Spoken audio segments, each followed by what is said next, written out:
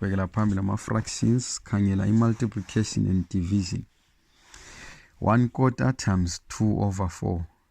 You simply multiply in numerator, uphinde multiply denominator, and then express a fraction in its simplest form.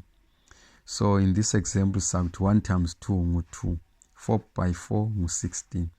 2 over 16 ngu-1 over 8 in its simplest form. Divide ngo-2 ku-numerator, divide ngo-2 ku-denominator.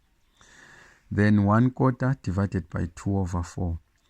Nxa si-divider, siyaphendulela i-fraction yesibili. Singayiphendulela, then we can multiply.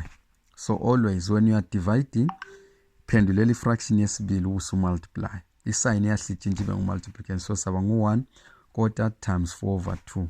Same thing izaba ngubani? 4 over 8. U-4 over 8 usinika u-1 over 2. 5 over 4 divided by 5 over 3. So izaba ngu-5 over 4 times sesiphendulela u-5 over 3 times 3 over 5. Then 5 times 3, 15. 4 times 5, 20.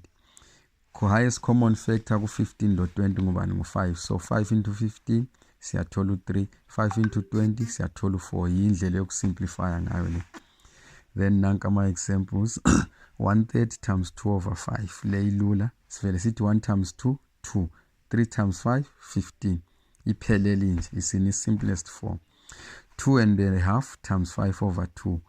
I-mixed number le kumele siyitshintshe ibe improper fraction. Unga-check ama-lessons awakuqala sakwenza lokho. So i-mixed number 2.5 izaba ngu-5 over 2. Then times 5 over 2. 5 times 5, 25. 2 times 2, 4. Then singayichi i-improper fraction. Asiyitshintsheni ibe i-mixed number. 4 into 25, 6. Remainder 1. Then izaba ngu-6 and 1/4. Then sesiya ku-division. 2.5 divided by 3 over 2. U-2.5 laye kumele sim-convert abe improper fraction. Izaba ngu-5 over 2 divided by 3 over 2.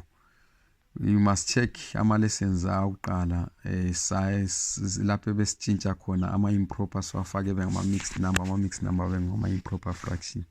So saba lo-5 over 2 divided by 3 over 2. Sesingaphendulela u-3 over 2 kwenzela ukuthi sithini? Sithi times.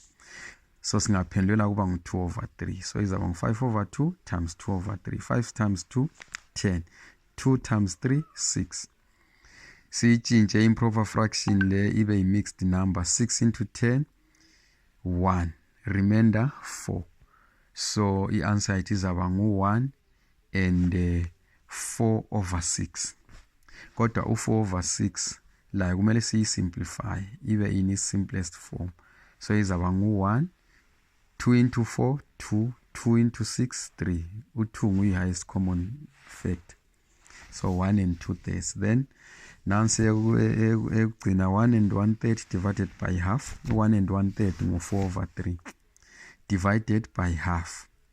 But since sifuna siya-divide, singatshintsha sithi multiplication siphendulele u-half. So izaba ngu-4 over 3 times 2 over 1. Sesiphendulele u-half.